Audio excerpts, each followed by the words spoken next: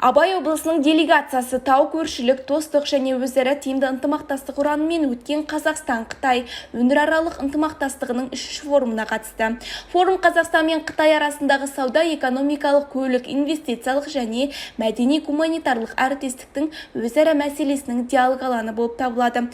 Форумда сөйлеген сөзінде облыс әкімі Нұрлан Уранхаев екі ел арасындағы ынтымақтастықты нығайтудың маңыздылығын атап өтті.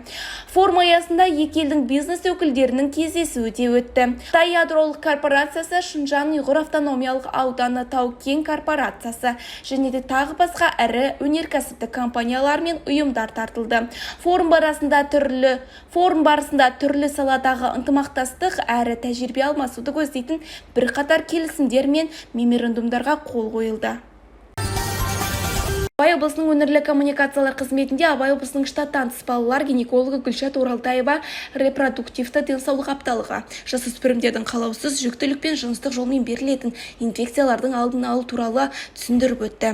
Ағымдағы жылдың қаңтар айында 15-17 жасқа дейінгі жасөспірімдер саны 987.450 адамды құраған. Қазақстан Республикасының жасөспірімдер арасындағы ерте жыныстық диабеттің медианалық мәні 6,5 жасты құрайды. 15 пен 18 жас аралығындағы қыздардың 17% кем дегенде бір рет жүкті болады. Олардың 62% жүктілікті босанумен, 22% жасанды түсікпен, 16% өздігінен түсіп қалумен аяқталады. Маман ата-ананың немесе заңды өкілдердің келісімімен 1 жастағы қыздарға папиллома вирусқа қарсы вакцинациялау жұмыстары жалғасатынын атап өтті. Қала әкімі Нұрбол Нұрсағатов құрылыс жұмыстары басталған Қарағайлы жер учаскесіне барды. 712 пәтерлі, 13 көп пәтерлі тұрғын үйдің құрылысы басталды. Қазіргі таңда мердігер ұйыммен құрылыс монтаждау жұмыстары жүргізіліп жатыр. Нұрбол Нұрсағатов мердігер ұйымдар мен әкімдік бөлімдерге тиісті тапсырмалар берді. Олар құрылыс процесін қатаң бақылап, барлық жұмыстарды белгіленген мерзімде аяқтауы керек. Семейде бұқаралық ақпарат құралдары күні қарсаңында Абай Медиавек 2024 облыстық журналистер форумы өтті. Форум аясында бақ өкілдері ішкі саясат саласында жұмыс істейтін мамандар мен баспасөз хатшылар үшін семинар тренинг өткізілді. Форумның мақсаты тәжірибе және инсайт алмасу үшін бұқаралық ақпарат құралдары мен блогинг саласындағы мамандарды біріктіру. Іс-шара қатысушылардың кәсіби деңгейін арттыруға және көрнекті журналистерді танытуға бағытталған. Шақырылған сарапшылардың қатарында пиар маманы, медиа жаттықтырушы және Қазақстан Республикасының денсаулық сақтау министрінің бұрынғы баспасөз хатшысы Әсел Артақшинова, Халық үні медиа холдингі бас директорының орынбасары және президенттік грант иегері Жандос Смайылов болды. Біз осындай іс-шаралардың өңірлерде өтіп жатқанына өте қуаныштымыз. Бұл тәжірибемен білім алмасуға ықпал етіп қана қоймай, журналистиканың дамуына айтарлықтай үлес қосады. Цифрлық технологиялардың қарқынды дамып, ақпарат берудің жаңа әдістері пайда болып жатқандықтан бұл өте маңызды. Барлық қатысушыларға сәттілік тілеймін, деді Әсел Ардақшина.